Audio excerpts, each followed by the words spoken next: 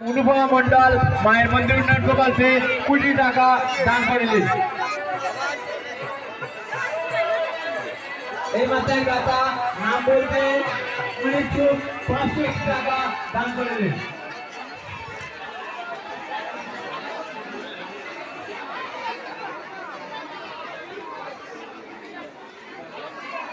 এই মাসের দাতা নিমাই সরকার মায়ের মন্দির উন্নয়ন প্রকল্পে 21 টাকা দান করিলেন। এই মাসের দাতা নাম বিজয় মন্ডল বাড়ি হরিদপুর মায়ের মন্দির উন্নয়ন প্রকল্পে 80 টাকা দান করিলেন। গাড়ি দাও